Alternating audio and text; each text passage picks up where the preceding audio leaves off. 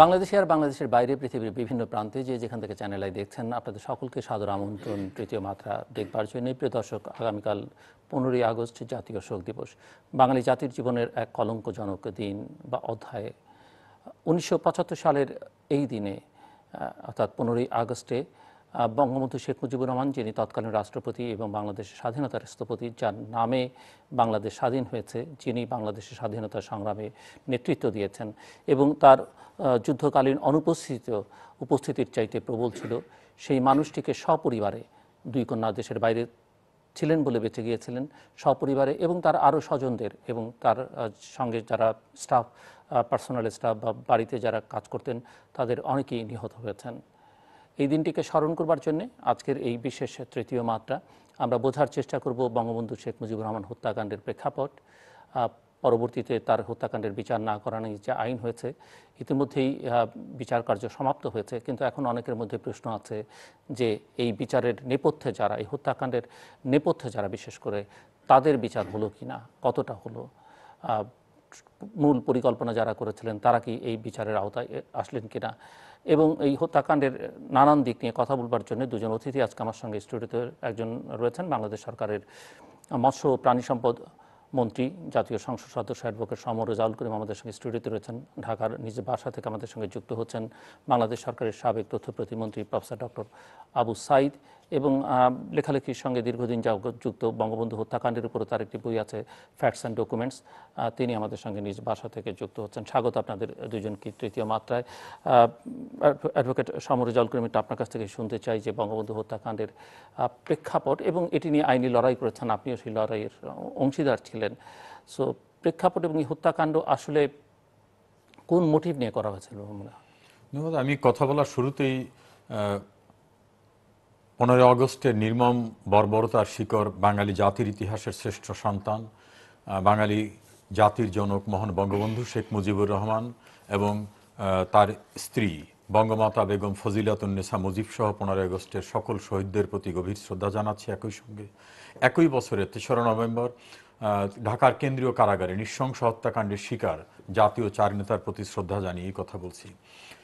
বঙ্গবন্ধু তার দীর্ঘ রাজনৈতিক জীবনে একেবারে আওয়ামী লীগের যুগ্ম সাধারণ সম্পাদক হওয়ার পূর্বের থেকেই একটি স্বপ্ন, একটি ধারা, একটা চিন্তা চেতনা, একটা বিশ্বাস নিয়ে গিয়েছিলেন। সেটা কলকাতার ইসলামিয়া কলেজ থেকে শুরু হয়েছিল, এবং তারও যদি পূর্বে আসি, সে ফরিদপুর ছাত্রলীগের নেতৃত্বে এবং গোপালগঞ্জে যখন পড়েন সেখান থেকেই, মানে একেবারে বলা যেতে পারে বর্ন লিডারশিপ তার ভিতর থেকে এগিয়ে আসায় তিনি অপ্রতিরোধ্য একটি মানসিকতা নিয়ে এগিয়ে চলেছিলেন। তার ভিতরে একটা স্বপ্ন লালিত ছিল যে বাঙালি জাতিকে পরাধীনতার শৃঙ্খল থেকে মুক্ত করা, কিন্তু শুরুতেই সে কথাটা তিনি বলেননি, পর্যায়ক্রমে তিনি এগিয়েছিলেন। সেটা ভাষা আন্দোলন, তারপর শিক্ষা কমিশন আন্দোলন, এরপর সামরিক শাসন বিরোধী আন্দোলন, একটা পর্যায়ে এসে 6 দফা বাঙালির ম্যাগনা কার্টা যেটাকে বলা হয় সেটাকে নিয়ে, 69-এর গণ অভ্যুত্থান, 70-এর নির্বাচন, 71-এর মহান মুক্তিযুদ্ধের ভিতর থেকে তিনি তার স্বপ্নকে বাস্তবায়িত করেছিলেন, বাঙালিকে স্বাধীন সার্বভৌম বাংলাদেশ এনে দিয়েছিলেন। তার টার্গেটটা ছিল যে এই অঞ্চলের মানুষরা, কেউ মুসলমান, কেউ হিন্দু, কেউ বৌদ্ধ, কেউ খ্রিস্টান, কেউ অন্য ধর্মাবলম্বী, তাদেরকে একটা ফোরামে নিয়ে আসতে হবে। সেই ফোরামটা তিনি বাংলা ভাষাভাষীদেরকে তৈরি করেছিলেন বাঙালি জাতীয়তাবাদে ঐক্যবদ্ধ করে। এবং তখন যারা কট্টর কিছু সনাতন ধর্মাবলম্বী ছিল, তারা আবার কিছু কট্টর ইসলাম ধর্মাবলম্বী ছিল, যারা রক্ষণশীল ছিল, সেই মানুষদেরকেও ধীরে ধীরে তিনি তার রাজনীতির স্রোতে আনার একটা সম্মোহিত যোগ্যতা তিনি অর্জন করেছিলেন। তিনি মানুষের মনকে রিড করতে পারতেন, সে কারণেই গ্রামগঞ্জে রাস্তাঘাটে সর্বত্র তিনি চলে একটা জায়গায় আসতে পেরেছিলেন। এখানে প্রণিধানযোগ্য যাদের সান্নিধ্যে বঙ্গবন্ধু রাজনীতি করেছিলেন, হোসেন সৈয়দ সোহরাওয়ার্দী, শেরে বাংলা একে ফজলুল হক, মাওলানা আব্দুল হামিদ খান ভাসানী, আব্দুর রশিদ তর্কবাগিশ, এর ভিতর থেকে মাওলানা আব্দুল হামিদ খান ভাসানী, হোসেন সৈয়দ সোহরাওয়ার্দী, শেরে বাংলা একে ফজলুল হক একটা পর্যায়ে কিন্তু তারা রাজনীতিতে কিছুটা নির্জীব হয়ে যান। কেউ কেউ ভিন্ন রকম, কেউ বলেন আমি অসুস্থ, কেউ বলেন শান্তি সম্মেলনে যাব, শেরে বাংলা বললেন যে আমার শারীরিক অবস্থা ভালো না, আমি অ্যাক্টিভ পলিটিক্স করব না। একটা পর্যায়ে মাওলানা আব্দুল হামিদ খান ভাসানী তিনি আলাদা দল করে চলে গেলেন। তখন কিন্তু অনেকটা অসহায় অবস্থায় তরুণ শেখ মুজিবের হাতে আওয়ামী লীগের দায়িত্ব আসলো। সেখান থেকে কিন্তু তাকে আওয়ামী লীগকে পুনর্গঠন করে এই সিনিয়র নেতারা না থাকা সত্ত্বেও এগিয়ে নিয়ে আসার ভিতর থেকে অসাম্প্রদায়িক আধুনিক একটি বাংলাদেশ বিনির্মাণের জন্য তার স্বপ্নটা নিয়ে তিনি চলেছিলেন। তার একটা সহযোদ্ধা টিম হয়েছিল। দেশ স্বাধীন হওয়ার পরে দেখা গেল যে যারা স্বাধীনতায় বিশ্বাস করতেন না, দুইটা শ্রেণী। একটা শ্রেণী মুক্তিযুদ্ধকে বলতেন দুই কুকুরের লড়াই, তারা একটু কট্টর চাইনিজপন্থী ছিলেন। আর একটা শ্রেণী যারা সরাসরি স্বাধীনতার বিরোধিতা করেছিলেন, পাকিস্তানের পক্ষে ছিলেন। দেশের ভিতর এই পার্টটা, আর দেশের বাইরে মার্কিন সাম্রাজ্যবাদ, চীন, মিডল ইস্টের কিছু কান্ট্রি, তারা কিন্তু ফিল করলেন যে তারা বোধহয় হেরে গেছেন, এবং হেনরি কিসিঞ্জার মনে করলেন যে ব্যক্তিগত হয় তার পরাজয় হয়ে গেছে। তো দেশের বাইরের এই সেক্টরটা, দেশের বাইরের ওই মহলটা সম্মিলিতভাবে তারা মনে করলে যে একটা পরাজিত জায়গায় আমরা থাকবো কিনা। তখন দেশি এবং বিদেশি চক্র বাংলাদেশের অভ্যন্তরে তাদের এজেন্ট তৈরি করা শুরু করলেন। এভাবে এজেন্ট তৈরি করা শুরু করলেন, ক্যান্টনমেন্টে বিশৃঙ্খলা সৃষ্টি করা, অস্থিতিশীলতা সৃষ্টি করা। রক্ষী বাহিনীর কথা বলে বলতেন যে তোমাদের তো কোনো দামই থাকলো না, নতুন বাহিনী হয়ে গেছে। সেখানে তাদের স্বপ্নে বিভোর করে ভুল তথ্য দিয়ে একটা জায়গায় নিয়ে আসলেন। আবার বাংলাদেশের ভিতরে যারা অতি উৎসাহী রাজনীতিক ছিলেন, তথাকথিত রেডিক্যাল ফোর্স, তাদের বলা হলো তোমরা সমাজতন্ত্র কায়েম করবা, তোমরা বৈজ্ঞানিক সমাজতন্ত্র কায়েম করবা, তোমরা এই করবা ওই করবা। আবার চাইনিজ পন্থীদের বললেন শ্রেণী শত্রু খতম করে বুর্জোয়া সমাজ ধ্বংস করতে হবে। সবকিছু মিলে সিভিলের ভিতরে একটা অস্থিতিশীলতা সৃষ্টি করা হলো, ক্যান্টনমেন্টের ভিতর সৃষ্টি করা হলো, এবং স্বাধীনতা বিরোধীরা উজ্জীবিত হয়ে গেল। আর তাদের পৃষ্ঠপোষকতা দেওয়া হলো বিদেশ থেকে। এই প্রেক্ষাপটে কিন্তু বঙ্গবন্ধুকে নিষ্ঠুরভাবে হত্যা করার প্রেক্ষাপট রচনা করা হয়েছিল। জি, আসবো আবার আপনার কাছে। প্রফেসর আবু সাইদ, আপনি বঙ্গবন্ধু হত্যাকাণ্ডের উপরে একটি বই লিখেছিলেন, বহুল প্রচারিত বই, বঙ্গবন্ধু হত্যাকাণ্ড ফ্যাক্টস অ্যান্ড ডকুমেন্টস। আমার একটু জিজ্ঞাসা যে বহু বছর আগে লেখা এই বই, এর মধ্যে অনেক সময় গড়িয়েছে। আপনার উপলব্ধিতে কি আর কোনো পরিবর্তন, মানে সেই বইয়ের মধ্যে যা আছে তার বাইরে চিন্তায় কোনো পরিবর্তন আছে, না আপনি সেই বইয়ে যা ছিল তাতেই স্টিক করবেন? বইয়ের ভিতরে যা ছিল সেটা এখনো প্রাসঙ্গিক এবং এর যথার্থতা রয়েছে, তবে এর সঙ্গে যুক্ত করা যায়। সেটা হলো এই হত্যাকাণ্ডের মূল নায়ক ছিলেন হেনরি কিসিঞ্জার। আমরা হত্যার বিচার করেছি, হত্যাকাণ্ডের বিচার করতে পারিনি। সম্প্রতি কিসিঞ্জারের উপরে একটা বইও লিখিত হয়েছে। সেখানে লেখক, আমেরিকান লেখক, তিনি স্পষ্টতে বলেছেন যে বঙ্গবন্ধু বলেন, আলেন্দু বলেন, থিউ বলেন, এই হত্যাকাণ্ডের সঙ্গে, এসব হত্যাকাণ্ডের সঙ্গে কিসিঞ্জার জড়িত। একটু আগে আবার শ্রদ্ধ রিজার্ভ করিম সাহেব যে কথা বললেন, তার সাথে আমি একমত। দেশি এবং বিদেশি চক্র মিলে বঙ্গবন্ধুকে হত্যা করা হয়েছে। এই হত্যা কেন করা হয়েছে তার ব্যাখ্যা, বিশ্লেষণ বিরাট বিশাল ব্যাপার। কারণ বঙ্গবন্ধুর জীবনটাই হলো বিশাল ক্যানভাসের ব্যাপার, বহু বর্ণিল এবং হত্যাকাণ্ডের তথ্য জটিল। অগাস্টের শোকের পাশে দাঁড়িয়ে জাতির পিতা বা জাতির রাষ্ট্রের পিতা বঙ্গবন্ধু শেখ মুজিবুর রহমান, আমি মূল্যায়ন করবো এভাবে, তিনি একদিকে ছিলেন রাজনৈতিক কবি, পয়েন্ট অফ পলিটিক্স, যেটা বহুল প্রচারিত, টাইম পত্রিকা এটা প্রকাশিত হয়েছিল সম্ভবত। শুধু তাই নয়, তিনি দূরদৃষ্টি সম্পন্ন একজন দার্শনিকের প্রজ্ঞা নিয়ে সমগ্র জীবনে দুঃখী মানুষের মুক্তির মশাল হাতে নিয়ে তিনি চারণের বেশি সারা বাংলাদেশ ঘুরে বেরিয়েছেন এবং দুঃখী মানুষের মুক্তির জন্য অগ্রসর হয়েছেন। তিনি নায়ক বা মহানায়ক নন, তিনি মহামানব। শুধু মহামানব না, তিনি বিশ্ব নেতাদের প্রতি শীর্ষস্থানে নিয়মতান্ত্রিক ভাবে একটা দেশকে, জনগণকে সংগঠিত করে নির্বাচনের ভিতর দিয়ে শক্তি অর্জন করে সেই শক্তি নিয়ে তিনি অগ্রসর হয়েছেন এবং জনগণের রায়ের যে শক্তি সেটা বাস্তবায়নের জন্য তিনি আপ্রাণ চেষ্টা করেছেন। এখানে আমার বইয়ের কথা উল্লেখ করেছেন, আপনাকে ধন্যবাদ। তারপরে আমি যে কথা বলবো, ফিল্ড মার্শাল আইয়ুব খানের ডায়েরি একটা আছে, diaries of field marshal Ayub Khan. Ayub Khan লিখেছেন মার্চকে সামনে রেখে ৭১ সালে যে শেখ মুজিবুর রহমান তিনি অত্যন্ত বিজ্ঞতার সঙ্গে সমস্ত জাতিকে ঐক্যবদ্ধ করে এমন একটা পরিস্থিতি সৃষ্টি করেছেন যেখানে সামরিক শাসন প্রেসিডেন্ট এরিয়াকে নথি স্বীকার করতে হবে, না হলে পাকিস্তান ঠিক না।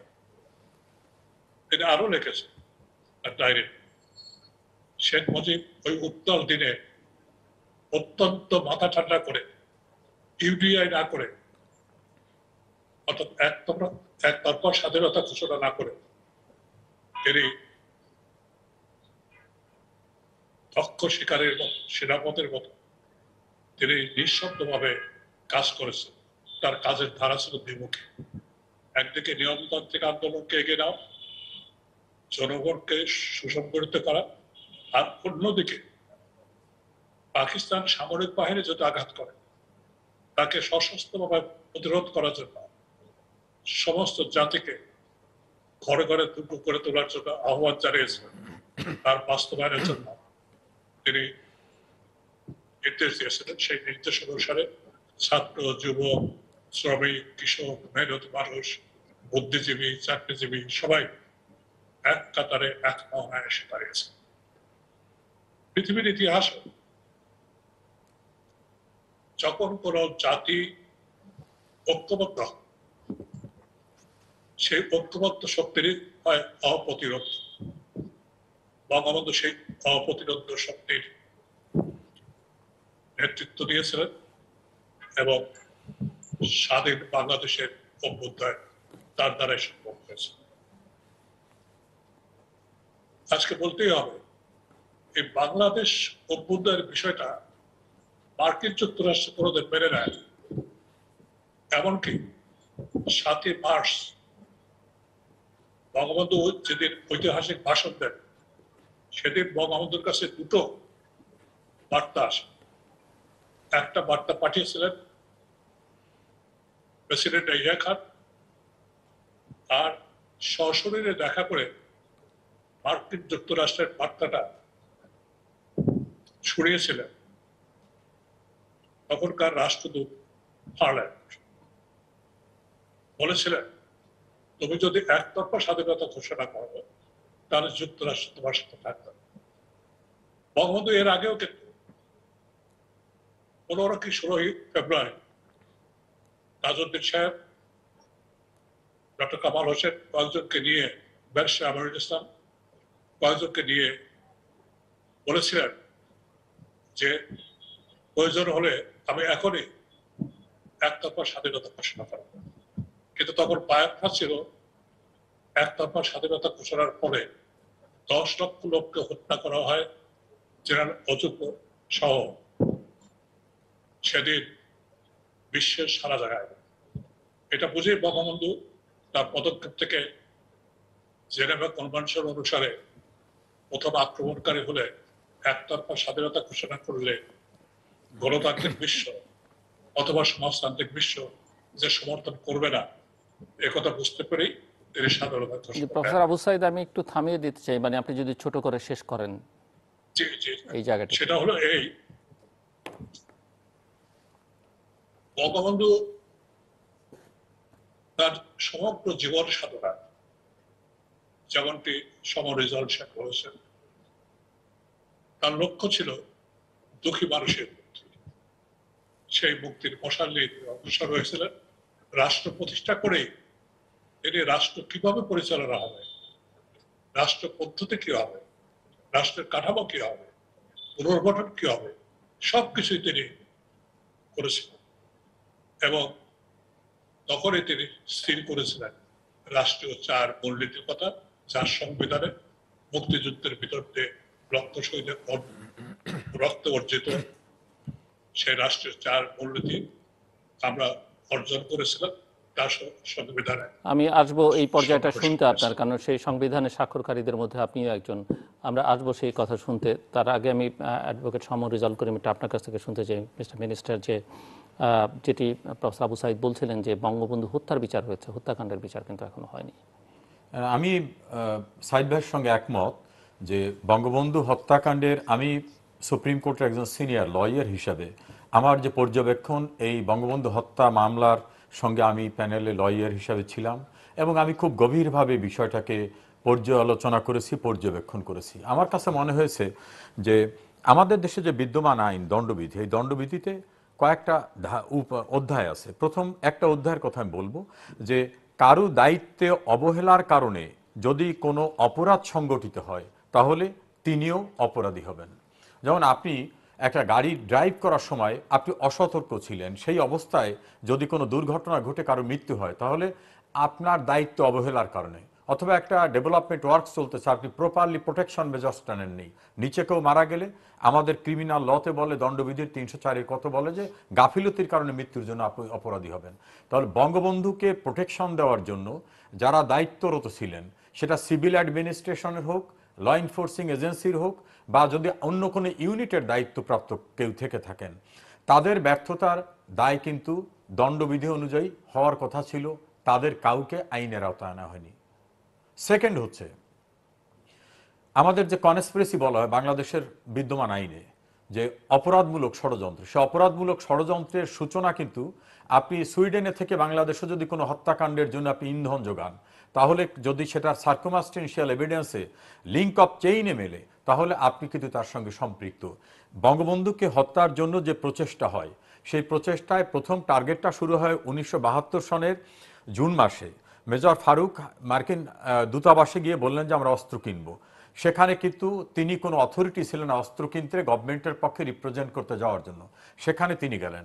দ্বিতীয়বার 1973 সনের আপনি 11 জুলাই তারা আবার গেল অস্ত্র কেনার নামে, এবং সেখানে গিয়ে বলল ব্রিগেডিয়ার জেনারেল জিয়র রহমানের নেতৃত্বাধীন একটি কমিটির পক্ষ থেকে আসছে, আমরা আর্মস কিনতে চাই।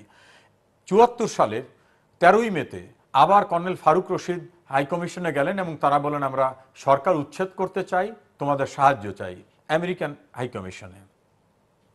এরপর 1975 সনের 20 মার্চ তারা সরাসরি জিয়র রহমানের সঙ্গে দেখা করে সেখানে তারা বললেন যে আমরা এই কর্মকাণ্ড করতে যাচ্ছি, তোমাকে লিডারশিপে চাই।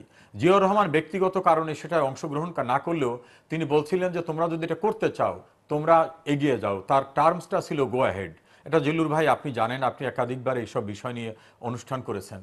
আমাদের দেশের কমান্ড, আমি তো বঙ্গবন্ধুর হত্যাকারীদের একজনের সাক্ষাৎকারও নিয়েছিলাম এবং সেই সাক্ষাৎকারে তিনি কিন্তু বলছেন যে কোনো বিদেশি শক্তি ছিল না, আমরাই হত্যা করেছি, অন্য কারো পরামর্শে আমরা এটা করিনি, তিনি বলছেন আর কি। না, এখন আমি আসি গ্রানাডা টেলিভিশনের সঙ্গে তাদের যে সাক্ষাৎকারটা, যেটা ITV ইউকে থেকে প্রচারিত হয়েছে, এবং তাদের যে ইন্টারভিউটা, দীর্ঘ ইন্টারভিউটা লিপসুলস এবং অ্যান্থনি ম্যাসকারহান্সের, সমগ্র ডকুমেন্টসগুলো আমার পর্যবেক্ষণ এবং পর্যালোচনা করার সুযোগ হয়েছে। আমি নির্মোহভাবে সেটাকে দেখার চেষ্টা করেছি। সেখানে তারা বলছেন যে আমরা যখন উনি নেতৃত্বে আসবেন না, কিন্তু বলছেন তোমরা যদি ডিসাইড করে থাকো তাহলে তোমরা এগিয়ে যেতে পারো। যে গো অ্যাহেড শব্দটা, আমি বিদেশিদের কথা বলছি না, আমি বলছি বিদেশের পার্টটা বলছি। সেখানে কিন্তু জিয়র রহমানের গো অ্যাহেডটা হলো কমান্ডিং কোনো ব্যক্তি যদি তার সাবঅর্ডিনেট ব্যক্তিদেরকে গো অ্যাহেড বলে, ইটস অ্যামাউন্ট টু অর্ডার। এই অর্ডারটা হলো একটি বৈধ সরকারকে উচ্ছেদ করা, বৈধ সরকারের গণতান্ত্রিক রাষ্ট্রপতিকে উচ্ছেদ করা, এবং করতে যাওয়ার পথে যেখানে যে ঘটনাটি ঘটবে সেই ঘটনা সংগঠনে তিনি তাদেরকে হুকুম দিয়ে দিলেন। এবং এটা যে শুধু জিয়র রহমান করলেন তা না, এই বিষয়ের সঙ্গে তারা বিভিন্ন সময় যাদের সঙ্গে বৈঠক করেছেন, বসেছেন, সেই জায়গাটা আসে। এখন আমি যে 4টি রেফারেন্সের কথা বললাম, যে আপনার সঙ্গে বঙ্গবন্ধুর এক খুনি সাক্ষাৎকারে বলছেন বিদেশির কেউ নাই, আমাদের আমি জিজ্ঞেস করেছিলাম, আমি মার্কিন যুক্তরাষ্ট্রের কথা জিজ্ঞেস করেছিলাম। Thank you. সেই ক্ষেত্রে 4টি ইন্টারভিউ তাদের যে বাইরে বেরিয়ে আসছে, এই 4টি ইন্টারভিউ কিন্তু 2005 সালে মার্কিনীদের যে ডিক্লাসিফাইড ডকুমেন্ট করেসপন্ডেন্স, সেই করেসপন্ডেন্স থেকে বেরিয়ে আসছে যে তারা এসেছিলেন। এখন মার্কিনীরা তাদের কাছে এত সালের এত তারিখে গেছে এবং তারা সেখান থেকে ওয়াশিংটনকে মেসেজ দিয়েছেন ওরাই চাচ্ছে, এরাই করতেছে, এরাই চাচ্ছে, এরাই করতেছে, এরা বলছে অমুকের নেতৃত্বে আসছে। তাদের নিশ্চয়ই এমন কোনো ঘটনা ছিল না যা কর্নেল ফারুক রশিদ সম্পর্কে 72 সাল থেকে শুরু করে 75 সাল পর্যন্ত সমস্ত ঘটনা ডকুমেন্ট তারাই তৈরি করে দেবেন, এমন কথা না।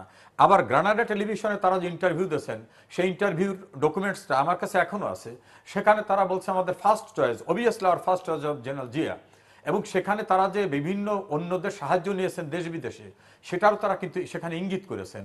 এবং যেটা লিপসুলস তার স্টাডি করে বলছেন যে আমি নিশ্চিত যে জিয়াউর রহমানের সরাসরি ইনভলভমেন্ট ছাড়া এটা কোনোভাবে সম্ভব হয়নি। এবং সেখানে তিনি বলছেন যে এই ক্ষেত্রে আমেরিকার ইনভলভমেন্টটাকে অস্বীকার করার কোনো সুযোগ নাই, এটা তার স্টাডি থেকে বলছেন। ইন দ্যাট কেস এই মামলায় জিয়াউর রহমানকে আসামি করা হলো না কেন? এটা একটা গুরুত্বপূর্ণ বিষয়। এই জন্য বললাম যে দায়িত্ব অবহেলা ব্যক্তিদের আসামি করা হয়নি, কনস্পিরেসির সঙ্গে যারা জড়িত তাদের আসামি করা হয়নি। আমার কাছে মনে হয় যে চার্জশিটে জিয়াউর রহমানের নাম আসা উচিত ছিল এবং আরো কিছু ব্যক্তিদের নাম যারা এই ক্ষেত্রটা রচনা করেছে। এই ক্ষেত্র রচনার ক্ষেত্রে বেনিফিশিয়ারি যারা হবে কনসিকুয়েন্সে তারাও কিন্তু এটা আসামি হবে, তাদের আসামি করা হয়নি। আমি বলবো যে বঙ্গবন্ধু হত্যা মামলাটা আর বিচারটা একটা অসম্পূর্ণ বিচার হয়েছে। তাদের বিচার করা যাবে না বাংলাদেশের আইনে, কিন্তু চার্জশিটে আসা উচিত ছিল যে এইভাবে হি ওয়াজ ইনভলভড উইথ দিস কনস্পিরেসি। কিন্তু যেহেতু তিনি মারা গেছে তাই বিচার করা যাবে না, তাই তার প্রসঙ্গে ফাইনাল রিপোর্ট দিলাম। তার প্রসঙ্গটা যেভাবে আসে নাই এইটা কিন্তু ডকুমেন্টে এসে গেছে। ডকুমেন্টে এভাবে আসছে 161-এর যে স্টেটমেন্টটা হয় সাক্ষীতে, সেই স্টেটমেন্টে এটা আসছে। একজন তৎকালীন সেনা কর্মকর্তা দুইজন যে কোর্টে সাক্ষী দিয়েছেন সেখানে আসছে। এক্সট্রা জুডিশিয়াল এভিডেন্স যেটা ফারুক রশিদের স্টেটমেন্ট সহ অন্যদের স্টেটমেন্ট সেগুলো এসেছে। তারপর রশিদের স্ত্রী জোবায়দা রশিদের যে স্টেটমেন্ট কোর্টে সেই স্টেটমেন্টের ভিতরে আসছে। ফলে তার নাম কিন্তু রেকর্ডের ভিতরে এসে গেছে, কিন্তু চার্জশিটের ভিতরে তার নামটা না আসাটাকে আমার মনে হয় অসম্পূর্ণ রয়েছে। এই ক্ষেত্রে আমার মনে হয়েছে যে কনস্পিরেসি খন্দকার মোশতাকের নাম না, সেটা বললাম খন্দকার মোস্তাকি শুধু না, আরো বেশ কয়েকজনের ভিতরে ইনভলভ। এর ভিতরে কিন্তু বঙ্গবন্ধুর সঙ্গে ঘনিষ্ঠভাবে যারা চলতেন রাজনীতিতে অথবা প্রশাসনিক পরিসরে ছিলেন এমন অনেক ব্যক্তি প্রত্যক্ষ পরোক্ষভাবে জড়িত। আমাদের একটা ওয়ার্ড আছে যে ক্রিমিনাল কনস্পিরেসি কিন্তু দৃশ্যমান কোনো ঘটনা ঘটবে না। আপনি ইঙ্গিত দিয়ে যদি কাউকে এগিয়ে যেতে বলেন তাহলে আপনার ইঙ্গিতটা প্রুভ হলে আপনিও এখানে আরেকটি বিষয় যেটা পুরোটা উল্লেখ করছেন না, যেহেতু ওই সাক্ষাৎকারটি আর প্রচারিত হয়নি বা প্রচার করা যায়নি। এমন ইঙ্গিত ছিল যে ওই সাক্ষাৎকারে আমি যেটি জানতে পেরেছি যে তারা আওয়ামী লীগের তৎকালীন অত্যন্ত গুরুত্বপূর্ণ বেশ কয়েকজন নেতার সঙ্গে খন্দকার মোশতাক সহ যোগাযোগ করেছিলেন যে তারা এই ধরনের ঘটনা ঘটাবেন এবং তারপরে পরবর্তী সরকারে তারা, বাকিরা রাজি হননি, খন্দকার মোশতাক রাজি হয়েছিলেন, এ কথা সত্য। কিন্তু জানতেন কিন্তু সবাই। আমি কিন্তু আপনার ওই জায়গাটা এসে আমি বললাম অনেকেই কিন্তু জানতেন আওয়ামী লীগের তৎকালীন নেতৃবৃন্দ যে এরকম ঘটনা ঘটতে যাচ্ছে। আমি কিন্তু সেজন্যই বলতেছিলাম যে বঙ্গবন্ধুর আশপাশে থাকা পলিটিক্যাল অ্যাডমিনিস্ট্রেশনের অনেকেই, এবং আমাকে ওখানে কিন্তু নাম মেনশন করে করে বলেছেন কে কার সঙ্গে, রশিদ কার সঙ্গে, ফারুক কার সঙ্গে সাক্ষাৎ করেছেন। জি প্লিজ। আমি কিন্তু সেই জায়গাটা এসে গতকাল একটা হাউজে বলেছে এবং আজকে আপনার সঙ্গে আমি বললাম যে আমার বিশ্বাস জন্মেছে বিভিন্ন স্টাডি থেকে যে অনেকেই এই মামলার ইনভেস্টিগেশন আসার কথা ছিল, তাদের নাম আসে নাই। ইতিহাসকে যদি দেখতে হয় তাহলে নির্মোহভাবে দেখতে হবে। আর জুডিশিয়াল প্রসিডিংকে যদি অ্যাডভান্স করতে হয় সেক্ষেত্রেও কিন্তু চোখ কান বন্ধ করে অ্যাডভান্স করতে হবে। এই ক্ষেত্রে হয়তো প্রত্যক্ষভাবে সামনে যারা তাদের বিচার করা হয়েছে কিন্তু অসম্পূর্ণ রয়েছে। এই ক্ষেত্রে এখন একটি স্কোপ আছে। ফৌজদারি কার্যবিধির 173-3 খ ধারায় বলা হয়েছে কোনো মামলায় যদি চার্জশিট হয়ে যায়, বিচার হয়ে যায়, যে প্রক্রিয়া হয়ে যাক, তারপরে যদি কোনো এভিডেন্স আসে তখন কিন্তু তদন্ত কর্মকর্তা ফার্দার ইনভেস্টিগেশন করে রিপোর্ট সাবমিট করতে কোনো বাধা নাই। আমি মনে করি এই মামলার ফার্দার ইনভেস্টিগেশন হয়ে সকল ঘটনাকে তথ্য-উপাত্ত আকারে নতুন করেও আবার সূচনা করার সুযোগ রয়েছে। ডক্টর আবু সাইদ, সেই জন্য প্রয়োজন একটা কমিশন গঠন যারা জাতীয় ও আন্তর্জাতিকভাবে এই বিষয়গুলো তদন্ত করবে। হত্যাকাণ্ড কিংবা এই ধরনের অপরাধ কোনোদিন তামাদি হয়ে যায়। আমার ধারণা আইনের বিশেষজ্ঞ আছেন, উনি বলতে পারবেন। সেজন্য কমিশন করে সমস্ত জিনিস একত্রিত করে চিহ্নিত করা দরকার। আমি শুধু কয়েকটা কথা বলবো, সেটা হলো বঙ্গবন্ধু হত্যাকাণ্ডের দৃশ্যমান কর্মকাণ্ড কিন্তু শুরু হয় মুক্তিযুদ্ধের ভিতরে, মুক্তিযুদ্ধের সময়। হেনরি কিসিঞ্জার তার যে বই লিখেছেন, বইটা বাজারে পাওয়া যায়, অনেক বড় বই। সে বইয়ের ভিতর বাংলাদেশ চ্যাপ্টার আছে। সেখানে তিনি বারবার বাংলাদেশের স্বাধীনতা মুক্তিযুদ্ধকে বাচ্চার করার জন্য তৎকালীন ক্যালকাটায় যে কনসুলেট ছিল তাদেরকে বারবার বারবার তাদেরকে বলেছে, এবং তারা খন্দকার মোস্তাকের সঙ্গে, নারায়ণদ্বীপ ঠাকুরের সঙ্গে, মাহবুবুল চাষির সঙ্গে এবং অন্যান্য ব্যক্তি তাদের সঙ্গে কিন্তু যোগাযোগ করে, এমনকি জহুরুল কাইয়ুম তিনিও কিন্তু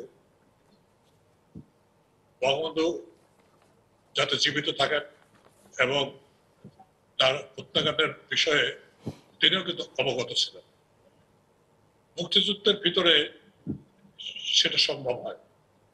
মুক্তিযুদ্ধের পরে যে আন্তর্জাতিক ষড়যন্ত্র হেনরি কিসিঞ্জার করলেন, সেটার যদি উদাহরণ চান, 1 নম্বর উদাহরণ হলো সেটা হলো PL 480-তে আগে মার্কিন যুক্তরাষ্ট্র খাদ্য সাহায্য দিত। এটাকে বলা হতো খাদ্য অস্ত্র। যে সরকার পছন্দ হতো তাতে খাদ্য দেবে। বাংলাদেশের টাকায় কেনা খাদ্য সাহায্য নয়, বাংলাদেশের টাকায় কেনা খাদ্য যুক্তরাষ্ট্র থেকে চট্টগ্রামে আসবে। সেই সময় মার্কিন যুক্তরাষ্ট্র সেই জাহাজগুলো ঘুরিয়ে অন্য দেশে পাঠাবে। বাংলাদেশে আসতো না। বাংলাদেশ তখন 74 সালে খাদ্য অভাব, প্রচন্ড দুর্ভিক্ষ অবস্থা আসতো, এবং ভারতে তখন প্রচন্ড ভাবে খাদ্য অভাব, তারা কোনো সাহায্য করতে পারে না। সোভিয়েট রাশিয়া খুব একটা সাহায্য করতে পারে না। এই অবস্থার ভিতরে বঙ্গবন্ধু টোটাল হত্যাকাণ্ডের বা বঙ্গবন্ধুকে সরিয়ে দেওয়া, ডিফেম করা এবং তিনি যে রাষ্ট্র পরিচালনার ব্যর্থতা প্রমাণ করেছেন আন্তর্জাতিক ষড়যন্ত্র নানাভাবে হয়েছে। তখন বাংলাদেশে পোস্টার ছিলেন, তিনি কিন্তু এই অগস্ট মাসেই বঙ্গবন্ধুর সঙ্গে দেখা করেছেন। দেখা করে অনেক জায়গায় পোস্টার তার উদ্ধৃতি দিয়ে অনেকেই বলেন বঙ্গবন্ধুকে তিনি সতর্ক করেছিলেন। আমেরিকার দূতাবাসে দুটো ভাগ ছিল, একটা ছিল পাবলিকলি আর একটা আন্ডারগ্রাউন্ড। সিআইয়ের চিফ ছিলেন ফিলিপ সেরি। এই যেটা উনি বলেছেন দীপসুজের বইতে আছে, এগুলো বিস্তারিত আমি বলবো না। তবে আমি যে কথা বলতে চাই, বঙ্গবন্ধু ছিলেন বিশাল ভাবা, বিশাল হৃদয়ের মানুষ, বিশ্বাস ছিল তার অখণ্ড। সেই সময় পাকিস্তানের মুক্তিযুদ্ধের সময় পাকিস্তানের পক্ষে যারা কাজ করেছেন তাদেরও তিনি ক্ষমা করে তার কাছাকাছি রেখেছেন। যেমন ওই সময় আনসার বাহিনী, মুজাহিদ বাহিনী যিনি সংগঠিত করেছেন সর্দার সাহেব, তাকে তিনি 74 সনে তিনি NSA প্রদান করেন। শুধু তাই নয়, তিনি সেই সময় ব্রিগেডিয়ার রৌফ, যে পাকিস্তানের একনিষ্ঠ সেবাদার ছিলেন, তাকে সেই সময় তার দায়িত্ব ছিল সামরিক বাহিনীতে কি হচ্ছে, কি ষড়যন্ত্র হচ্ছে, এগুলো জানা। রৌফ সাহেবের ইন্টারভিউ আমি ছেপেছি আমার বইটা। সেখানে উনি বলেছেন যে রৌফ সাহেব সেই সময় নাকি তাকে সরিয়ে দিয়ে কর্নেল জামিলকে ক্ষমতা দেওয়া হয়েছে। কর্নেল জামিল ক্ষমতা নেননি, রৌফ সাহেব ক্ষমতা ছাড়েননি, ছাড়বেন, এই অবস্থার ভিতরে এই হত্যাকাণ্ডটা ঘটে। এই সমস্ত লোককে সামনে রেখে, যেমন প্রশাসনের ক্ষেত্রে পুলিশ প্রশাসন, তারপর আরো ব্যবসায়ীদের ভিতরে অনেকেই এই হত্যাকাণ্ডের সঙ্গে জড়িত, এই কনস্পিরেসি হত্যাকাণ্ডের সঙ্গে জড়িত। আপনি জানতে পেরেছেন, আমি নাম দাম উল্লেখ করে প্রশাসনে কারা ছিলেন তার বিস্তারিত বিবরণ দিয়েছি, এবং কারা ব্যবসা বাণিজ্য করে খাদ্য সংকট আরো ঘনীভূত করার চেষ্টা করছেন তা দিয়েছি, এবং তার সাথে সাথে প্রশাসনের ভিতরে কারা ছিলেন তাও বলেছি। কিন্তু সেগুলো আমলে নেওয়া হয়নি। সে যাই হোক, আপনার যে আপনার কথা বইতে বলতে কিছু রাজনৈতিক নেতার দিকে ইঙ্গিত করা আছে। ইঙ্গিতটা স্পষ্ট করে আমি বলেছি। অধ্যাপক ইসুফের একটা ইন্টারভিউ আমি ছেপেছি, দেখবেন অধ্যাপক ইউসুফ আলী, যিনি 10ই এপ্রিল যে স্বাধীনতার শরৎ আমরা গ্রহণ করেছিলাম, তার ভিত্তিতে মুজিবনগর সরকার যে 17 এপ্রিল গঠিত হলো, সেখানে তিনি চিফ হুইপ হিসাবে সেটা পাঠ করেছিলেন। বঙ্গবন্ধুর সময় শিক্ষামন্ত্রী ছিলেন। পরবর্তী তিনি বঙ্গবন্ধুর নির্দেশ অনুসারে সৈয়দ নজরুল ইসলাম সাহেবের কাছে গিয়েছেন। সৈয়দ নজরুল ইসলাম অত্যন্ত মেধাসম্পন্ন লোক ছিলেন, ইতিহাসবেত্তা ছিলেন। তিনি খুব অভিমান করে থাকতেন। ক্যাবিনেটের ভিতরে একমাত্র সৈয়দ নজরুল ইসলামকে বঙ্গবন্ধু আপনি বলে সম্বোধন করতেন। সে যাই হোক, সৈয়দ নজরুল ইসলাম খুব অভিমানী। তাকে অনেকক্ষণ বোঝানোর পরে ইসুফ আলী সাহেবকে বলেন, ওরা তো আমার কাছে আসছে, শেখ মুজিবকে সরাতে চায়, আমাকে বলে ক্ষমতা নেই। তখন ইসুফ আলী সাহেব বলেছিলেন, আপনি বঙ্গবন্ধুর কাছে যান। যে ওই বঙ্গবন্ধুর আত্মস্বীকৃত হত্যাকারী, যেহেতু নামটা আপনি বললেনই, আমাকেও বলেছেন যে ওনার কাছে যাওয়া হয়েছিল, তারা গিয়েছিলেন আর কি, কে গিয়েছিলেন সেটিও বলেছেন। আচ্ছা, তারপর এইসব কামরুজ্জামান সাহেবের সাথে আমার বন্ধু হাসান আলী তালুকদার এমপি ছিলেন, ঘনিষ্ঠভাবে যোগাযোগ ছিল। কামরুজ্জামান সাহেবের কাছে গিয়েছিলেন, এটিও সত্য। হ্যাঁ, ডালিম, মেজর ডালিম বলছিলেন আপনি রাষ্ট্রপতি হন। আর কর্নেল রশিদ, তিনি গেছিলেন খন্দকার মোস্তাকের কাছে। একমাত্র মনসুর আলী স্বরাষ্ট্রমন্ত্রী ছিলেন, তিনি আজ করেছিলেন, কিন্তু ব্যবস্থা নিতে তার নির্দেশ বাট আরো একজন গুরুত্বপূর্ণ নেতার কাছে গিয়েছিলেন, কর্নেল ফারুক গিয়েছিলেন, নামটা আমি উচ্চারণ নাই বা করলাম। জি প্লিজ। সে যাই হোক, সেজন্য জাতীয় নেতাদের ভিতরেও এমনকি তাজউদ্দিন সাহেবের কাছে নানাভাবে সরাসরি না বললেও তখন এই ষড়যন্ত্র বিষয়টা এখন বিএনপি করেন, বিএনপির অত্যন্ত গুরুত্বপূর্ণ একজন নেতা, তিনি গিয়েছিলেন সম্ভবত তাজউদ্দিন আহমেদ সাহেবের কাছে। হতে পারে, বইয়ের ভিতরে আছে, যাক আপনি ওইগুলো তুলতে চাই না। যখন কমিশন হবে, কমিশন করা উচিত। এবার শোকের মাসের এই সুবর্ণ জয়ন্তীতে আমার এবং আমাদের দাবি, যারা বঙ্গবন্ধুকে ভালোবাসি, শ্রদ্ধা করি, তার নীতি এবং আদর্শের প্রতি অটুট আছি, যারা আছেন তারা সকলের দাবি বঙ্গবন্ধু হত্যাকাণ্ডের, শুধু হত্যাকাণ্ডের বিচারের জন্য একটা তদন্ত কমিশন গঠন করা হোক। সেই তদন্ত কমিশন নিয়ে আমরা পুরো চক্রান্ত এবং পুরো ষড়যন্ত্র বিশদ বিবরণ যাতে আমরা মানুষের সামনে প্রকাশ করতে পারি, এবং তাদের খুনিদের এবং তার সাথে সংশ্লিষ্ট যে কথা বলেছেন আমার প্রিয় ভাই, সেই হিসাবে তাদের বিচার। জি, আমি আপনার কাছে পরে শুনতে আসবো, যেখানে আপনি আগের বার থেমেছিলেন যে জাতীয় চার মূলনীতির কথা, সংবিধানের কথা, সেটি শুনতে আসবো আপনার কাছে। মিস্টার মিনিস্টার, দেখেন, এইখানে একটা জিনিস আবার মনে করিয়ে দিতে হয়।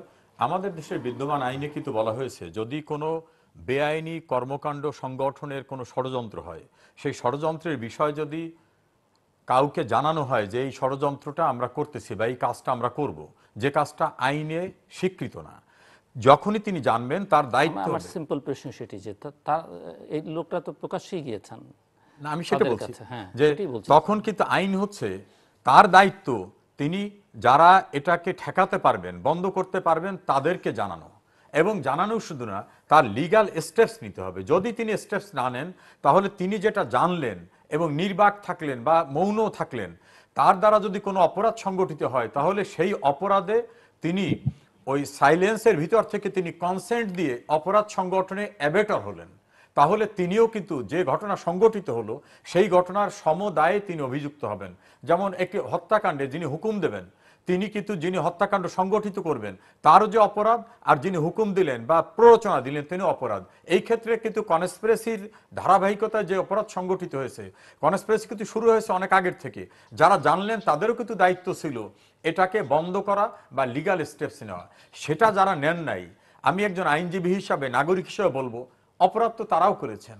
আইনের আওতায় তারাও আসা খুব সঙ্গত ছিল। এখন অনেক প্রতিকূলতার ভিতরে ইন্ডেমনিটি অর্ডিন্যান্স, যেটাকে জিয়াউর রহমান 1979 সালের 9 জুলাই আইনে পরিণত করলেন তার নিজ স্বাক্ষরে, এই প্রতিকূলতা মোকাবেলা করার পরে ইন্ডেমনিটি বাতিল হওয়ার পরে অনেকে করেন যে জিয়ার নামটা আসে, জিয়া তখন ডেপুটি চিফ, তখনকার আর্মি চিফ বা অন্যান্য ফোর্সের চিফ, রক্ষী বাহিনী প্রধান বা তৎকালীন রাইফেলসের প্রধান, তাদের নাম কেন আলোচনার মধ্যে আসে না? পুলিশের প্রধান, তারা তো সকলেই দায়িত্বে ছিলেন তখন। না, এখন এইখানে একটু ডিফারেন্ট আছে। ডিফারেন্ট হলো মানে কমান্ড তো যাদের হাতে ছিল তাদের নাম কেন বলা হয় না?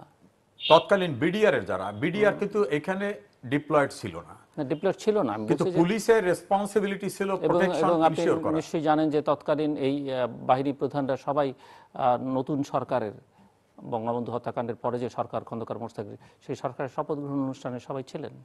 আমি কিন্তু বিগিনিং এ কথাটাকে একটু ইঙ্গিত দিয়ে বলছিলাম যে কোনো অপরাধ সংগঠিত হওয়ার পরে, ধরেন এখানে একটা অগ্নিকাণ্ড হলো, একজনের দ্রুত এখান থেকে চলে গেল, অন্য কাউকে দেখা যায়নি, সেই কনসিকুয়েন্সটায় তাকেই কিন্তু আমাদের দেশে যে সার্কুমস্টেন্সিয়াল এভিডেন্স সেটাই বলে যে তিনি সংগঠন করে ওখান থেকে গেছেন। ডাইরেক্ট এভিডেন্স অনেক সময় রং হতে পারে, কিন্তু সার্কুমস্টেন্সিয়াল এভিডেন্স রং হয় না। এই ক্ষেত্রে ষড়যন্ত্রের ধারাবাহিকতা যারা জড়িত এবং কনসিকুয়েন্সে যারা ইললিগাল টার্মসকে ওয়েলকাম করেছেন, তাদের লিঙ্ক অফ চেইন এভিডেন্সে যেটাকে বলে লিঙ্ক অফ চেইন কিন্তু এখানে থাকে। খুনি সরকার প্রধানকে বা তারা যারা অপরাধ করেছে তাদেরকে নিয়ে যারা রেডিও সেন্টারে গেলেন, যারা বঙ্গভবনে গেলেন, টেলিভিশন সেন্টার গেলেন, তাদেরকে যারা ওয়েলকাম করলেন, এবং ওয়েলকাম কেউ যদি অস্ত্রের মুখে করে তার দৃশ্য একরকম, আর কেউ যদি প্রাঞ্জলভাবে করে থাকেন তার অবস্থাটা আর একরকম। যেমন জাতীয় 4 নেতা করেননি, তাদের মৃত্যুর মুখোমুখি হতে হয়েছে।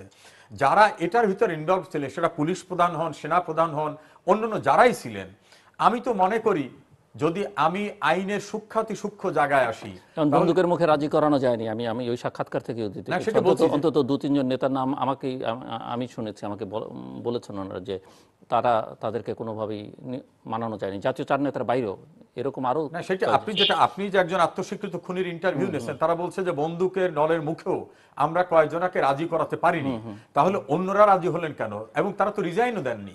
তারা যতদিন মোস্তাক ছিলেন তার সঙ্গে তারা ক্যাবিনেটে ছিলেন।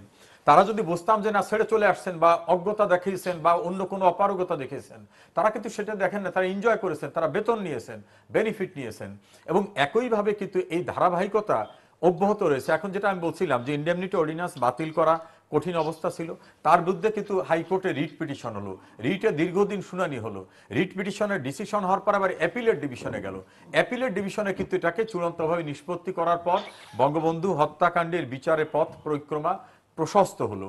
সেখানে কিন্তু অনেক তথ্য উপাত্ত পাওয়া কঠিন হয়ে গেছিল, এবং পরিবেশটা কিন্তু ভীষণ প্রতিকূল ছিল মাননীয় প্রধানমন্ত্রী শেখ হাসিনার। অনেকে কিন্তু বলছিলেন এগুলো দরকার নাই, কারণ আমরা আশপাশে তো দেখি যে বেনজির ভুট্টোর জায়গাতে দেখি, জুলফিকার আলী ভুট্টোর হত্যাকাণ্ডের জায়গা দেখি, আমরা বন্দরনায়কের ঘটনা দেখি, আমরা অনেক দেশের অনেক ঘটনা দেখি, এবং সাবসিকুয়েন্ট তো বাংলাদেশে দেখি যে খালেদা জিয়া ক্ষমতায় থাকা অবস্থায় জিয়াউর রহমানের হত্যাকাণ্ডের বিচার কিন্তু তিনি করেন নাই। এরকম সিচুয়েশনের ভিতরে কিন্তু শেখ হাসিনাকে করতে হয়েছে। আমি সাইদবার সঙ্গে একমত, যদি ফার্দার ইনভেস্টিগেশন করে কোর্টে চার্জশিট দেওয়া নাও সম্ভব হয়, তাহলে ইতিহাসের কাঠগড়ায় আমাদের দাঁড়াতে হবে না যদি আমরা পরিষ্কার একটা চিত্র সামনে নিয়ে আসি যে এই ঘটনায় পুলিশ প্রধানের কি ভূমিকা ছিল, সেনা প্রধানের কি ভূমিকা ছিল, পলিটিক্যাল উইংয়ে যারা দায়িত্বে ছিলেন তাদের কি ভূমিকা ছিল, সেই সময় বঙ্গবন্ধুর ঘনিষ্ঠ পলিটিক্যাল লিডাররা কে কার কাছে ছিলেন, কে নির্বিঘ্নে ছিলেন, কে আক্রমণের শিকার হন নাই, কে পরবর্তীতে কি স্টেটমেন্ট দিয়েছেন, সবকিছু মিলে তাদের স্বরূপটা উন্মোচন করা না হলে ইতিহাসের কাছে একটা দায়বদ্ধতা থেকে থাকবে। একটা জিনিস আমার কাছে মনে হয় জুলুর ভাই, যে মুক্তিযুদ্ধে বাংলাদেশকে ধ্বংস করার জন্যই কিন্তু বঙ্গবন্ধুকে সপরিবার হত্যা করা হয়। ব্যক্তি শেখ মুজিবকে হত্যা করতে গেলে রাসেলকে করা লাগতো না, তার পুত্রবধূদেরকে হত্যা করা লাগতো না। একই ধারাবাহিকতা কিন্তু 2004 সালের 21 আগস্ট যে বঙ্গবন্ধুর অসমাপ্ত যে জায়গাটা আছে, তার কন্যা এবং তার দলবল সহ তাকে হত্যা করা, এবং একই ধারাবাহিকতা কিন্তু আমরা দীর্ঘ পথ পরিক্রমায় সব জায়গায় দেখি যে এগুলো চলেছে। এরা কিন্তু নিঃশেষ হয়নি। আমাদের একটা নাটকে দেখছিলাম, আসাদুজ্জামান নূর বলছিল যে বারেকেরা মরে না, বারবার এগেইন ফিরে আসে। এই বিশ্বাসঘাতকরা এরা কিন্তু 71 সালে যারা যে সেন্টিমেন্ট নিয়ে রোল প্লে করেছে, 75-এ করেছে, 2004 21 আগস্ট করেছে, তার পরবর্তীতে বিভিন্ন সময় করছে, এরা কিন্তু নিঃশেষ হয়নি। হয়তো একজন ব্যক্তির পরিবর্তন হয়েছে, ওই চিন্তা চেতনার মানুষরা কিন্তু বিদ্যমান আছে, তাদের প্রজন্ম বিদ্যমান আছে। সে কারণে জরুরিভাবে এবং শেখ হাসিনার সময় যদি এটা একটা কমিশন গঠন করে স্বরূপটা উন্মোচন করা না হয়, আমার তো মনে হয় আর কেউ কোনো দিন করবে না। প্রফেসর আবু সাইদ। যে আমি উনি যে কথা বলেছেন এতে মত করার কোনো অবকাশ নাই। তবে আমার ব্যক্তিগত একটা ঘটনা, আমার অত্যন্ত নিকট আত্মীয় উনি ক্যালকাটা গিয়েছিলেন অগাস্টের প্রথম সপ্তাহে। সেখানে ডালিমরা গিয়েছেন ক্যালকাটা, গিয়ে মার্কিন যুক্তরাষ্ট্রের যে কনসাল ছিলেন তাদের সঙ্গে ডালিমরা বৈঠক করেছেন। তখন ওই ডালিমের সঙ্গে আমারও আত্মীয় দেখা হয়। তিনি বলেছিলেন যে তোমার আত্মীয় গভর্নর হতে যাচ্ছে, এ পর্যন্ত যেতে পারবে না, তার আগে বঙ্গবন্ধু সরকার থাকবে না। উনি এসে যখন কথা বললেন তখন 8 তারিখ 8 আগস্ট, সম্ভবত আমার বইতে লেখা আছে, এসে বললেন যে বঙ্গবন্ধুকে হত্যা করা হবে। কারা করবে? ডালিমরা করবে। এই কথা শুনে আমি তখন এমপি হোস্টেলে থাকতাম, সরাসরি স্বরাষ্ট্রমন্ত্রী এম মুনসুর সাহেবের কাছে গেলাম। উনি পাবনার লোক, আমিও পাবনার লোক। উনি বসেছেন। আমি যখন সব লোকজন চলে যাওয়ার পর আমি যখন বললাম যে বঙ্গবন্ধুকে হত্যা করা হবে, অতি বিপ্লবী শক্তি এবং তালিমরা এরকম চিন্তা ভাবনা করছে, এটা আমি শুনেছি আমার আত্মীয়ের কাছে। উনি চেয়ার থেকে স্প্রিংয়ের মতো লাফিয়ে উঠলেন। অগাস্ট মাস, তখন ভিসা মাঠ, মাথায় নিয়ে গেলেন আমাকে তার রুম থেকে, আমার হাত ধরে শুধু পায়চারি করছেন। আর ওনার অর্ধটাক মাথায় ঘাম হচ্ছে শীতে, উনি ঘাম মুছছেন আর আমার হাত চলে ধরে ধরেছেন। এই করে অনেক করার পরে আমি বলেছিলাম কথা, ডালেটা বঙ্গবন্ধুকে হত্যা করবে এবং মুশতাক সেখানে প্রেসিডেন্ট হবে। মনসুর ভাই অনেকক্ষণ এরকম ঘোরাঘুরির পরে আমাকে বললেন যে না, মুশতাক করবে না, হয়তো তাজউদ্দিন করবে। পরবর্তীকালে তার মানে তিনি, তার কাছে ওই তথ্য একভাবে না একভাবে গেছে। হ্যাঁ, শুধু তাই না, সম্প্রতি আমাদের পঙ্কজ ভট্টাচার্য র্যাব করতেন, তিনি বঙ্গবন্ধুর কাছে গিয়েছিলেন, তিনি আজও জীবিত। তিনি ইন্টারভিউ বলেছেন 13 তারিখ বা 14 তারিখে তিনি বঙ্গবন্ধুর সাথে দেখা করে বলেছিলেন যে শোনা যাচ্ছে যে সরকার উৎখাত হবে এবং আপনার উপর আঘাত আসবে। বঙ্গবন্ধু বলছে আমাকে নিয়ে চিন্তা করিস না, তোরা ভালো থাকিস, সাবধানে থাকিস। এই যে বঙ্গবন্ধুর অখণ্ড বিশ্বাস বাঙালি জাতির উপরে, মানুষের উপরে, এই বিশ্বাস ভঙ্গ করেছেন কাছের মানুষ আমরা যারা, তারা যেমন আজকে রাষ্ট্রের 4 মূলনীতি। বঙ্গবন্ধু সারা জীবনের অর্জিত যদি স্বপ্ন সাধনা থাকে, এই রাষ্ট্রের 4 মূলনীতি। যেমন বাঙালি জাতীয়তাবাদ, এই জাতীয়তাবাদকে সমুন্নত করেই তিনি ভাষা, সাহিত্য, সংস্কৃতি থেকে আরম্ভ করে বাঙালির আত্মজাগরণ, আত্ম উদ্বোধনের ঘটনা ঘটিয়েছে। গণতন্ত্রের জন্য সারা জীবন লড়াই করেছে, সামরিক শাসনের বিরুদ্ধে গণতন্ত্র প্রতিষ্ঠার লড়াই, সেজন্য সংবিধানে জাতীয়তাবাদ, গণতন্ত্র, অসাম্প্রদায়িক রাজনীতির জন্য তিনি সব মানুষ এক, ধর্ম বর্ণ নির্বিশেষে সব মানুষ এক। এই মানুষ সব, সেজন্য ধর্ম নিরপেক্ষতা রয়েছে এবং দুঃখী মানুষের মুক্তির জন্য তিনি শোষণ সমাজ তথা সমাজতন্ত্রের কথা রাষ্ট্রের 4 মূলনীতিতে উল্লেখ করার জন্য আমরা যারা খসড়া সংবিধান রচনায় ছিলাম, এখন আমরা 3 জন জীবিত আছি, ডক্টর কামাল হোসেন, ব্যারিস্টার আমির ইসলাম এবং নগণ্য ব্যক্তি হিসেবে আমি কনিষ্ঠ ছিলাম। সে যাই হোক, সেখানে আমরা লিপিবদ্ধ করেছিলাম এই যে বিষয়গুলো। সেই রাষ্ট্রের মূলনীতি আছে কোথায় গেল? আমরা বঙ্গবন্ধুর আদর্শের কথা বলি, কিন্তু বঙ্গবন্ধুর নামাবলী গায়ে দিয়েই ত্রাণ চুরি করছে, লুটপাট করছে, বালু চুরি করছে, আজকে ব্যাংক লুট করছে, বিদেশে টাকা পাঠাচ্ছে। কি করছে না? সবকিছু খেয়ে নেব, আমি নেব, আবার মুখে বঙ্গবন্ধুর আদর্শের কথা আমরা প্রতিনিয়ত বলছি, প্রতিনিয়ত তাদের মুখে শোনা যাচ্ছে। এই যে ঘটনা, এই ঘটনার ভিতরে যদি যদি আমাকেও ক্ষমতায় বসিয়ে দেন, রাষ্ট্র কাঠামো যেভাবে আজকে আছে, রাষ্ট্র পরিচালনা যেভাবে হচ্ছে, শাসন কার্য যেভাবে সংগঠিত হচ্ছে, সেখানে যে দল বা কাউকে যদি বসিয়ে দেন, রাষ্ট্র ভালো করে চালাতে পারবে না। আজকে রাষ্ট্র ব্যবস্থা কিন্তু সেই পর্যায়ে গেছে। তাহলে কি বঙ্গবন্ধু দূরদৃষ্টি সম্পন্ন, প্রথমে বলছিলাম দার্শনিক নেতা ছিলেন। তিনি দেখেছিলেন বাঙালি জাতির ইতিহাস পড়ে তারা কিভাবে বারবার দোদুল্যমান হয়ে বারবার নিজেরা পিছিয়ে গেছে। সেজন্য তিনি বলেছিলেন যে আমি সিস্টেম পরিবর্তন করতে চাই। এই সিস্টেম পরিবর্তন ছাড়া এদেশের মানুষের কোনো উন্নতি হবে, মঙ্গল হবে, দুঃখী মানুষের মুক্তি হবে, এটা আমি বিশ্বাস করি না। প্রফেসর আবু সাইদ, আমি একটু আসবো আবার আপনার কাছে। আমরা একেবারে শেষ মুহূর্তে, আমি শেষ কথা শুনতে আসছি আপনার কাছে। মিস্টার মিনিস্টার, জাস্ট 2-3 মিনিট সময় আপনার জন্য শেষ করবার। দেখেন, আমরা এখন শোকাবহ 15ই আগস্টের প্রেক্ষাপট নিয়ে আলোচনা করছি। সাইদ ভাই যে প্রসঙ্গটা নিয়ে আসলেন, এটা নিয়ে আলোচনা করতে বড় ক্যানভাসে দরকার। যে এখন রাষ্ট্র এমনভাবে পরিচালিত হচ্ছে, এখন যদি কাউকে দায়িত্ব দেওয়া হয় কেউ পারবে না বঙ্গবন্ধুর স্বপ্ন বাস্তবায়নে। আমি যদি সিম্পল করে বলি, বঙ্গবন্ধুর খুব ঘনিষ্ঠভাবে সাইদ ভাইরা তার কাছে ছিলেন। আমার বঙ্গবন্ধুর সঙ্গে ওইভাবে ঘনিষ্ঠ থাকার সুযোগ হয়নি। বঙ্গবন্ধুকে হত্যা করার পর যে বাংলাদেশটা সৃষ্টি হয়েছিল, সেই বাংলাদেশের খাদের ভিতর পড়ে যাওয়া বাংলাদেশকে 96-এ মাননীয় প্রধানমন্ত্রী শেখ হাসিনা বঙ্গবন্ধুর কন্যা হিসাবে দীর্ঘ 19 বছরের আন্দোলন সংগ্রামের ভিতর থেকে মুক্তিযুদ্ধের চেতনার বাংলাদেশটাকে ফিরিয়ে এনেছেন। রাজাকার শাসিত বাংলাদেশ থেকে মুক্ত করেছেন। বাংলাদেশে দুর্নীতিতে বারবার চ্যাম্পিয়ন হওয়ার বাংলাদেশ থেকে উত্তরণ ঘটেছেন। বাংলাদেশের প্রত্যেকটা মানুষ যাতে অন্ন, বস্ত্র, বাসস্থান, চিকিৎসা, শিক্ষা পায় সেটাকে নিশ্চিত করেছেন। দেশে শতভাগ বিদ্যুতায়িত ব্যবস্থা করেছেন। দেশের প্রত্যেকটি মানুষের যাতে আবাসন ব্যবস্থা থাকে সে ব্যবস্থা করেছেন। বিনা বেতনে প্রত্যেকে পড়তে পারে, তাকে বিনা বেতনে শুধু স্কুলে কলেজে পড়া না, তার বইপত্র সরবরাহ করা, একটা মানুষ যেন না খেয়ে না থাকে সে ব্যবস্থা করা, অবকাঠামোগত উন্নয়নের কথা বলেন, সব কিছু মিলে বাঙালি জাতিকে, বাংলাদেশকে উন্নয়নের যে একটা রোল মডেলে পরিণত করেছেন।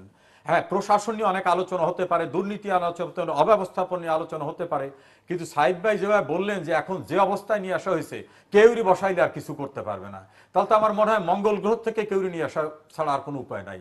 কিন্তু 50 বছরের বাংলাদেশে, যুদ্ধবিধ্বস্ত বাংলাদেশে বঙ্গবন্ধু তো বিপন্ন অবস্থার ভিতর থেকে শুরু করেছিলেন, তাকে হত্যা করে পথ রুদ্ধ করা হয়েছিল। শেখ হাসিনা আসার পরে যেটা হয়েছে, অতীতে অনেক প্রাইম মিনিস্টার আসছেন, রাষ্ট্রপতি আসছেন, বাঙালি জাতির চাহিদার জায়গাটাকে এই জায়গায় নিয়ে আসার মতো সমৃদ্ধ অর্থনৈতিক সূচক থেকে বলেন, মাথাপিছু আয় বলেন, গড় আয়ু বৃদ্ধি বলেন, মৃত্যুর হার কমানো, শিশু মৃত্যুর হার কমানো থেকে শুরু করে তিনি যেখানে নিয়ে আসছেন এটা অন্য কারো পক্ষে সম্ভব হয়নি। ও ক্যানভাসে আলোচনা করতে গেলে আর একদিন বসি সাইদ ভাই, আপনাদের যে কনসেপ্ট সেটা নিয়ে আমরা বসতে পারি। আপনার এখন যে দলটি করেন ডক্টর কামাল হোসেন, তার যে রাজনৈতিক কনসেপ্ট নিয়ে সেটা আমরা আলাপ করতে পারবো। কারণ তিনি তো একটা জোট করে ফেলেছিলেন কাদের সঙ্গে, জামাতের সঙ্গে টেকনিক্যাল লিংকের জোটে। উনি ওই দলে নেই এখন। না না, সাইদ ভাই গণফোরামের নেতা হিসেবে আমার সঙ্গে একদিন আগে একটা প্রোগ্রামের ভিতরে সাইদ ভাইকে ইন্ট্রোডিউস করে দেওয়া হয়েছে গণফোরামের নেতা হিসেবে। আমি জানি না সাইদ ভাই এখন ওখানে আছেন কিনা। সেই জায়গার থেকে যুদ্ধ অপরাধীদের বিচারের কথা বলেন, তাদের দাম্ভিকতা চূর্ণের কথা বলেন, বঙ্গবন্ধুর খুনিদের বিচারের কথা বলেন, জেল হত্যার খুনিদের বিচারের কথা বলেন, বুদ্ধিজীবী হত্যার বিচারের কথা বলেন, এইগুলো তো শেখ হাসিনার পক্ষে সম্ভব হয়েছে, এইটা কেউ করতে পারেন নাই। এই যে দৃশ্যগুলো আমার মনে হয় সাইদ ভাই আপনার দৃষ্টি আসা দরকার। অধ্যাপক আবু সাইদ, আমি একেবারে শেষ মুহূর্তে, জাস্ট 2 মিনিট সময় আপনার জন্য। যাক, মঙ্গল গ্রহ থেকে রেজাল্ট কোনো হিসাবে আনা দরকার নাই। সিস্টেম যদি পরিবর্তন করি, এই যে গ্লাসে যদি আমার 1 পা পানি আটে, সেই গ্লাস দিয়ে আপনি বেশি পরিমাণ পানি মাপতে পারবেন একসাথে। সিস্টেম যদি পরিবর্তন না করে, স্থানীয় সরকার আমরা করেছিলাম, আজকে এই সেক্রেটারিয়েট কি প্রয়োজন এত, আবার সুপার সেক্রেটারিয়েট, প্রধানমন্ত্রীর কার্যালয় কি প্রয়োজন এত, এগুলো যে সব ডিসেন্ট্রালাইজ করে। আজকে স্থানীয় সরকার মন্ত্রণালয় থাকার দরকার আছে? বঙ্গবন্ধু তো গভর্নর সিস্টেম করে, সিস্টেম পরিবর্তন করে, দুঃখী মানুষের মুক্তির জন্য শোষিতের গণতন্ত্র করে তিনি পথ দেখিয়ে গেছেন। মঙ্গল গ্রহতে আনার দরকার নাই। আপনি সিস্টেম পরিবর্তন করে যদি জেলা পর্যায়ে জেলা সরকার গঠন করেন, এবং নির্বাচিত সরকারকে ওখানে ক্ষমতায়ন করেন, তারা নিজস্ব বাজেট যদি করতে পারে এবং সেই বাজেটের চাহিদা করার থেকে আরম্ভ করে সবগুলো যদি করার আংশিক হলেও তারা যদি অধিকার হয়, তাহলে দেখবেন এখানে দুর্নীতি কমে যাবে এবং এখানে আপনি যেগুলো বললেন, যেগুলো আমাদের ঘাটতি রয়েছে, সেই ঘাটতিগুলো, আমি কারো বিরুদ্ধে বলছি না, আমি সিস্টেমের কথা বলছি। এই সিস্টেমে আপনাকে যদি ওই সিস্টেম করে বসিয়ে দেওয়া হয়, তাহলে আপনিও নিশ্চিত আপনার জেলাকে ক্ষমতা সম্পন্ন একটা জেলা সরকার যদি গঠিত হয়, উপজেলা সরকার যদি গঠিত হয়, জনগণের প্রতিনিধিত্ব নিয়ে, জনগণের অংশীদারিত্ব নিয়ে, জনগণকে সাথে নিয়ে, তাহলে অবশ্যই আজকে যে অব্যবস্থা চলছে, করোনা আমাদের দেখে দিয়েছে, স্বাস্থ্য ব্যবস্থা ভেঙে পড়েছে, শিক্ষা ব্যবস্থার হাল নাই, আজকে কৃষি ব্যবস্থায় নানা ধরনের বিশৃঙ্খলা, পণ্যের অভাব, পণ্য মূল্যের অভাব, নানা কিছু আজকে এই অবস্থায়। আমি শেষ করব এই বলে, সেটা হলো আমাদের সিস্টেম পরিবর্তন মাস্ট। এই সিস্টেম পরিবর্তন ছাড়া এই দেশকে লুটপাট এবং দুর্নীতি থেকে মুক্তি করা সম্ভব নয়। বঙ্গবন্ধু যেটা চেয়েছিলেন, জাতীয় ঐক্য করতে হবে। এই জাতীয় ঐক্য করেই আজকে আমাদেরকে এগিয়ে যেতে হবে একটা সিস্টেম প্রবর্তন করার জন্য।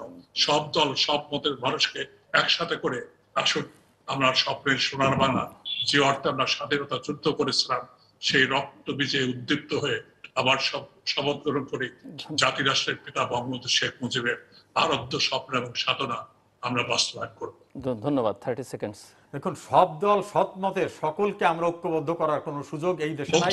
স্বাধীনতোত্তর বাংলাদেশকেও কিন্তু এক শ্রেণী দুই কুকুরের লড়াই বলে 16 জন গণপরিষদের সদস্যকে হত্যা করা হয়েছিল। জনগণের ঐক্য সৃষ্টি করার দরকার, সে জায়গায় চেষ্টা চলছে এবং আমার বিশ্বাস এই ধারাবাহিকতা আমরা অপ্রতিরোধ্য গতিতে এগিয়ে নিয়ে বঙ্গবন্ধুর স্বপ্নের বাংলাদেশকে পরিপূর্ণতা দিতে পারব। অনেক ধন্যবাদ মিস্টার মিনিস্টার সমর জালু করিম এবং প্রফেসর ডক্টর আবু সাইদ আমাদের সঙ্গে আজকের এই আলোচনায় অংশ নেবার জন্য। দর্শক, কথা হচ্ছিল বঙ্গবন্ধু হত্যাকাণ্ড নিয়ে। আগামীকাল জাতীয় শোক দিবস। আমার অতিথিরা এই বিষয়ে একমত যে বঙ্গবন্ধু হত্যার বিচার হয়েছে, কিন্তু হত্যাকাণ্ডের বিচার হয়নি, এবং যে জন্য ওনারা মনে করেন যে এটি স্বাধীন তদন্ত কমিশন গঠন করা দরকার। একেবারে শেষ প্রান্তে এসে বর্তমান বাস্তবতার নিরিখে ব্যাখ্যা করে প্রফেসর আবু সাইদ বলবার চেষ্টা করেছিলেন বঙ্গবন্ধু সেই আদর্শ আজকে কোথায়। অনেক ব্যত্যয় বিচ্যুতির কথা তিনি বলেছেন। বিপরীতে মন্ত্রী সমর জাউল করিম তিনি বলেছেন এইসব সমস্যার এভাবে সমাধান করতে হলে মঙ্গল গ্রহ থেকে লোক আনতে হবে। অধ্যাপক আবু সাইদ বলছিলেন যে মঙ্গল গ্রহ থেকে লোক আনতে হবে না, সিস্টেমটা পরিবর্তন করলেই আসলে সমস্যার সমাধান হবে। এই সব বিতর্কে আমরা না জড়াই, বরং আজকে বঙ্গবন্ধু শেখ মুজিবুর রহমান আমাদেরকে যা দিয়েছেন তার জন্য আমাদের সবটুকু ভালোবাসা, শ্রদ্ধা এবং কৃতজ্ঞতা তার প্রতি। তার আত্মার শান্তি, বিদেহী আত্মার শান্তি কামনা করছি। সেই সঙ্গে তার সঙ্গে যারা সেদিন প্রয়াণবরণ করেছেন সকলের বিদেহী আত্মার শান্তি কামনা করছি, এবং পরিবারের শোক সন্তপ্ত পরিবারের সদস্যদের প্রতি আমাদের সমবেদনা। দর্শক, আমাদের সঙ্গে থাকবার জন্য অসংখ্য ধন্যবাদ। আপনাদের সবার জন্য শুভকামনা।